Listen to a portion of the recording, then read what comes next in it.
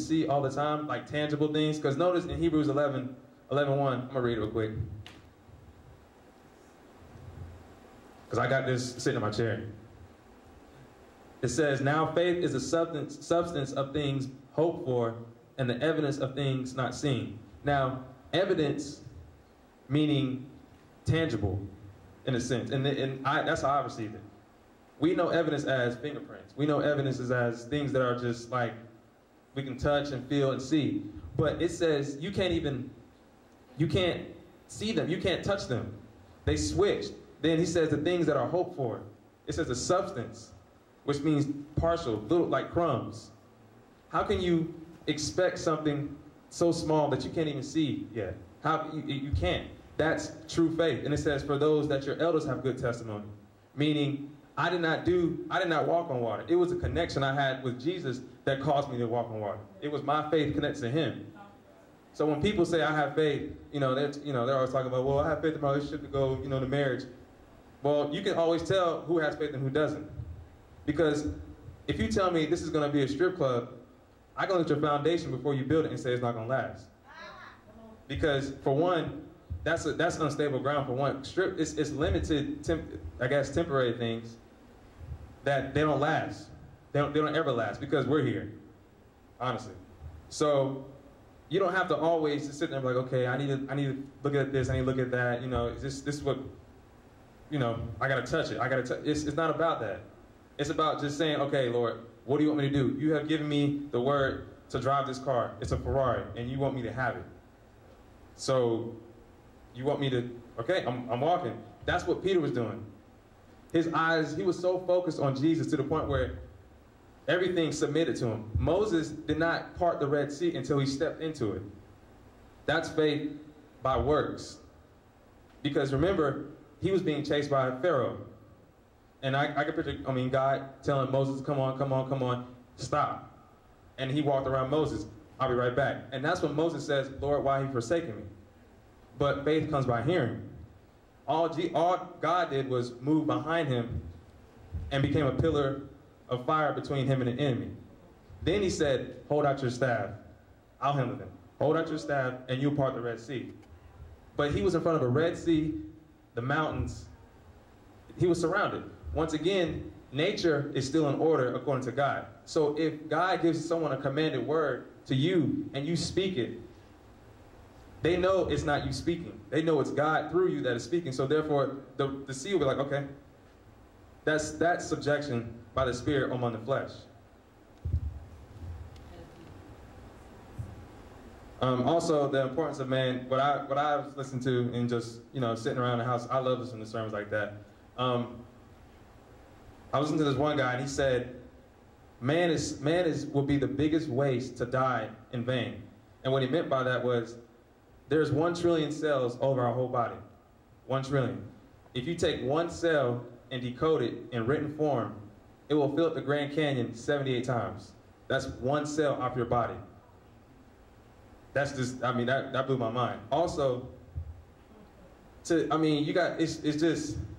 just blows my mind how he can use somebody as a sinner, a lost sheep, or one of the 10 coins, or the prodigal son, and just say, you will do these works. Just like Paul. Paul was probably the worst, I guess, Pharisee, or you can call him, in the world. But yet, he was one of the baddest in the Bible. Paul never, like Austin, we had to talk about it. Paul never lived. All he did was empty himself so much to the point where they were like, this man is not living. This is death. His name used to be Saul, but his name is Paul. But the thing is, when God makes you a new creature, he gives you a new name as well. Because it was Cephas or Cephas, whatever you call his name, became Peter. Or Simon Peter. Then you have, it just shows you there's no limit to God. Ever. Even from the heaven below. And we all think, just for those that are skeptics, when Jesus died, he did it for a purpose. When Jesus walked the earth, he did it for the purpose of carrying what we had versus what he had between him and the Father. He didn't need to touch everybody. All he had to do was say, I'm going to prove to you your works and my works, which one is real. So when he was taking punches saying, one day you're going to get punched And you're going to look back and say, who did this and still live forever? So when Jesus was getting spit on, beaten, everything, he was bearing those, taking all of it at the fullness of it, so we wouldn't have to go through it. And even if we did, the destination was still there. Jesus was literally a scale to life. He says, okay, I'm going to take all your junk, and I'm going to take all mine. You say my stuff is not real. I say your stuff is not real. I'm gonna show you the limitation. The limitation of man and death is death, basically. He knows when he dies. For some that don't believe, they just die, and they become, some spirit, demon, running around, whatever. But Jesus he basically surpassed that. He went past that. So when Jesus died, he showed the limitations of man, and he said, okay, Jesus is dead. But he was in heaven after hell. But when he went to hell, of course, he took the keys from the enemy. He was walking around, and the Lord told me this.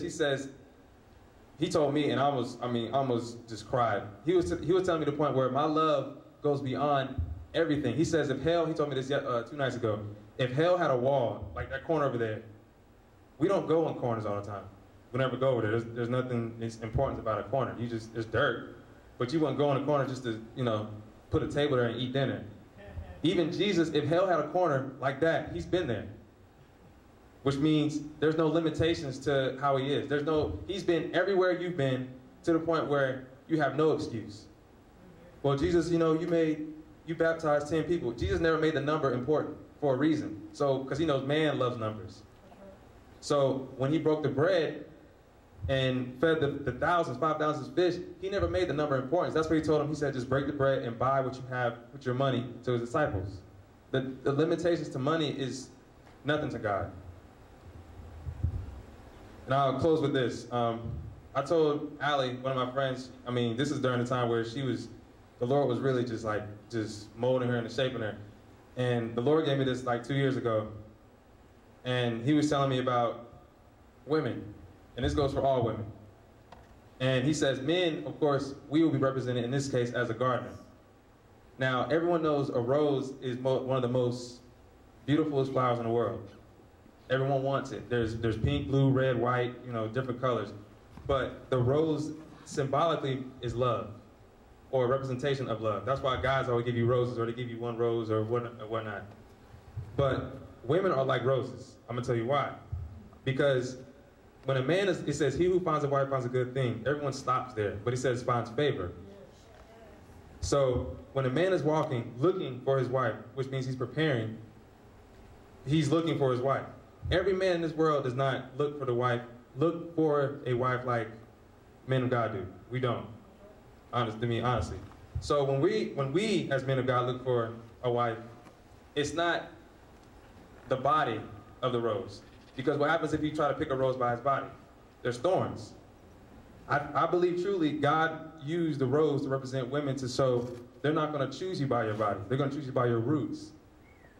So if I was rolling through the garden, I see a woman, everyone knows a guy, first intentions, most of the time, he will choose a woman by her body.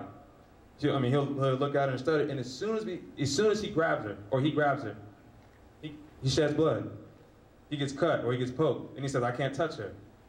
That's the problem. We're out of order. All he has to do is, because it says, the Lord says that if you do not consider the ways of your wife, your prayers will be hindered. Which means, if you you can't pick up a rose standing up. When you walk to a rose, you must first bow down to her, and you get to her eye level. Then you take your hand, and you take her by her roots, or her soil, or her soul. And then you uplift her.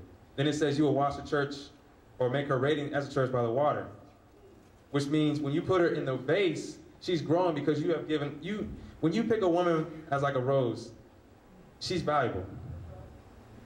It just blows my mind. So when you take her and you put her in the vase, she's living. She's going to bear fruit one day. She's going to bear many, many, many other roses. But the fact is, when you separate the stem, that's where the thorns are, from the head, that's why people come by, on your high school anniversary, they're like, dang, what happened to her? Because if you separate this from the roots, her full identity is no longer what you used to be. Because when you're in high school, you're still rooted with your parents. You're still rooted with your family. But then you go out and you say, man, Cindy, I'm married, Jerome or something like that. And then You look at Jerome, you look at